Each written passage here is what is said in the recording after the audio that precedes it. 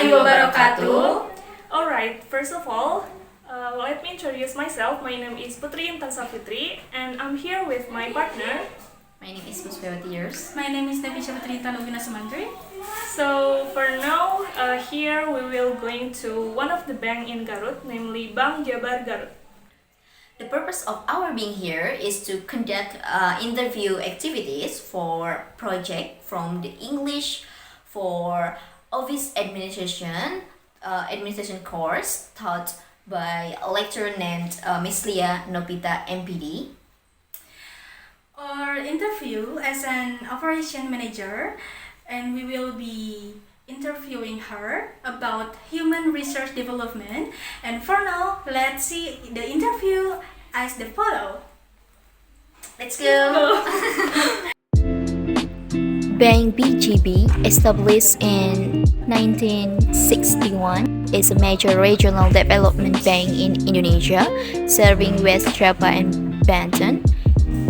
It offers retail banking, commercial banking, and microfinancing, supporting local economic growth. The bank has many branches and ATMs for convenience service.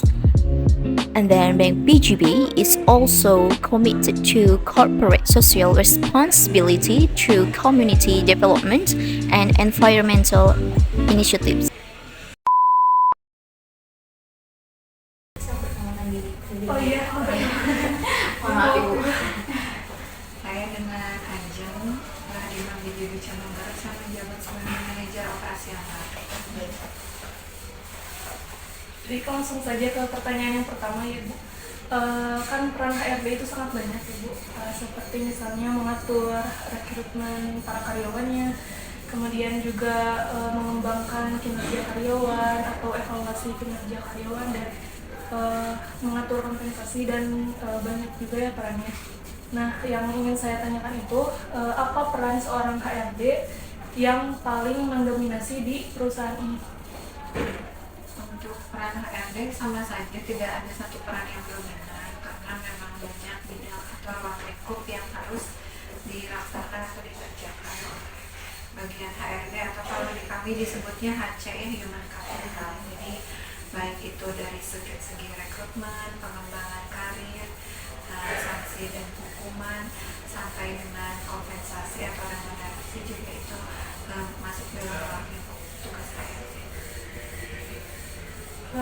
Pertanyaan kedua, bagaimana cara seorang HRD itu dapat menciptakan lingkungan yang kondusif untuk meningkatkan produktivitas dan kepuasan karyawannya itu sendiri? Untuk kepuasan karyawan tentunya itu satu hal yang tidak dapat terukur ya, karena tidak seperti kepuasan nasabah di mana ada survei gitu ya, ada pengukurannya, ada tools untuk mengukurnya. Hanya saja mungkin dari segi pelayanan dari petugas HRD kepada karyawan itu lebih ke membantu untuk hal kepegawaian ya. Misalnya dalam hal untuk pengumpulan formulir-formulir yang diperlukan untuk kepegawaian, misalnya asuransi kesehatan, atau mungkin pengajuan mutasi, pengajuan promosi, dan lain-lain. Kemudian daripada itu juga selain pelayanan kepada karyawan, HRD juga mengelola semua kebutuhan karyawan ya. Jadi hal itu menjadi satu tugas yang memang melekat di HRD. Jadi pengukuran kepuasannya adalah bagaimana antara HRD dan karyawan dapat saling melengkapi. HRD melaksanakan tugasnya dan karyawan pun mendapatkan benefit dari apa yang HRD telah kerjakan.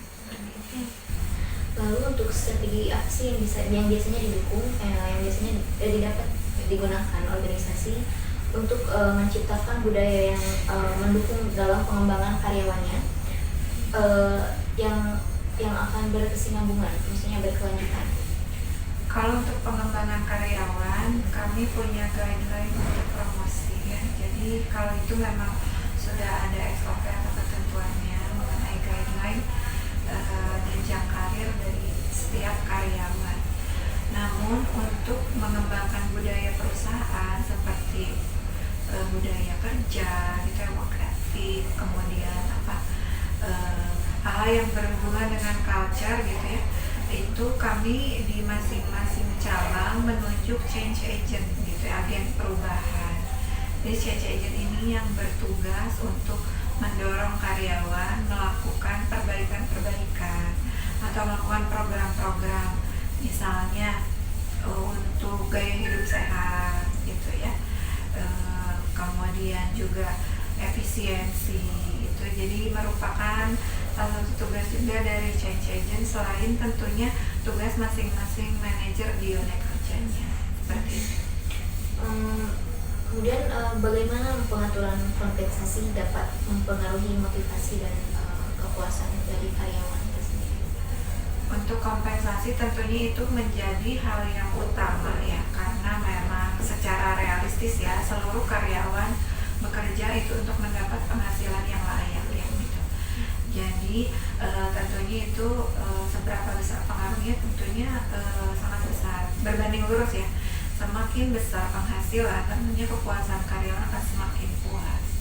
Tapi di lain aspek, selain juga kompensasi, tentunya ada aspek-aspek lain yang tentunya mendukungnya seperti suasana kerja, kenyamanan kerja gitu ya. Hal tersebut juga tidak bisa dikesampingkan ya.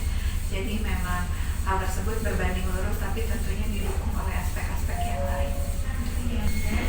Baik, untuk pertanyaan selanjutnya, dapatkah Ibu memberikan gambaran singkat mengenai metode dan juga strategi untuk mengatasi masalah seperti pergantian karyawan, ketidaksetaraan ataupun keadilan dalam perusahaan?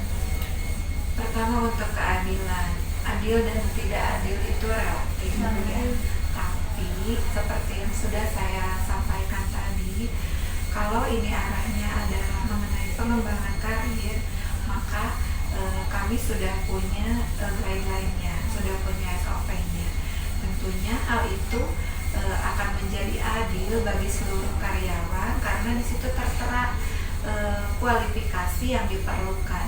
Misalnya untuk ketika saya dari seorang supervisor diangkat atau dipromosikan menjadi manajer, tentunya pemimpin cabang itu mencocokkan kualifikasi saya dengan kualifikasi yang dibutuhkan untuk menjadi manajer operasional gitu kan.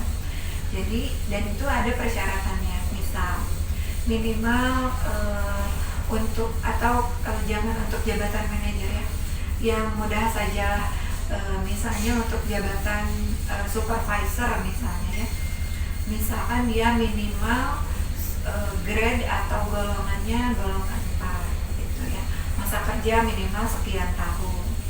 Untuk menjadi supervisor di bidang layanan berarti background ketika staff lebih diutamakan yang dari layanan gitu. Jadi ada kualifikasi yang itu menjadi suatu acuan, menjadi guideline ya, dan entah itu dari golongan, dari masa kerja, dari background unit kerja, dan itu menjadi, saya pikir itu menjadi satu hal yang adil karena ya memang sesuai dengan peruntukannya gitu ya. Jadi tidak bisa kan misalnya karyawan baru 2 tahun kerja tapi sudah menjadi manajer, tentunya akan menjadi tidak adil ya untuk karyawan yang sudah 10 tahun masa kerja gitu. Jadi memang perusahaan sudah mengatur itu seadil mungkin gitu ya, tapi tentunya kita tidak bisa memuaskan semua orang gitu ya, karena mungkin jabatan manajer hanya ada 4 di setiap cabang, tetapi yang ingin jadi manajer ada 50 misalnya. Jadi itulah kenapa saya bilang adil dan tidak adil itu relatif.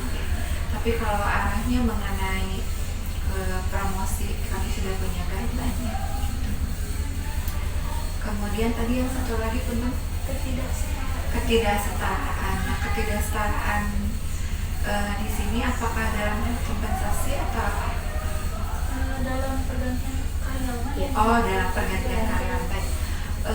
Di perusahaan kami itu ada rotasi mutasi ya, karena memang tidak diperkenankan satu karyawan itu menempati satu posisi dalam jangka waktu yang terlalu lama ya. Misalnya seperti ini, untuk apa seorang teller misalnya ya, kalau dia sudah terlalu lama di bagian teller, ada kekhawatiran dari perusahaan bahwa dia jenuh bekerja ya. Jadi kita refresh, misalnya dia ke customer service gitu. Kemudian juga kita hindari hal-hal yang dalam tanda petik tidak baik, itu fraud ya, atau pelanggaran ya. Misalnya terlalu lama di teller, dia jadi tahu nih gimana caranya ngambil uang nasabah seperti itu. Jadi memang kita ada pasti untuk karyawan gitu. Mungkin sekian untuk sesi wawancara kali ini. Terima kasih banyak Ibu sudah menyempatkan Ibu, waktu. maaf tadi belum sempat berkenalan. Iya. Nama saya Puspiro Pierce.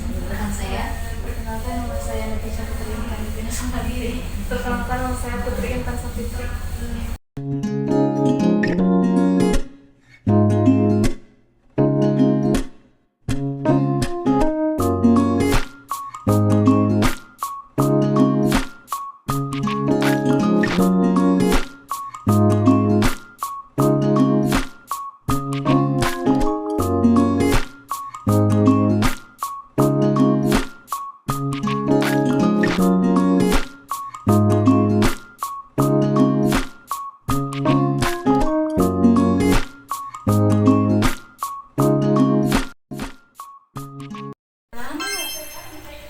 Alhamdulillah, we already do our interview for today, and for the conclusions of all this interview is human research development refers to organization's plan to help employee development, skill, ability, or knowledge.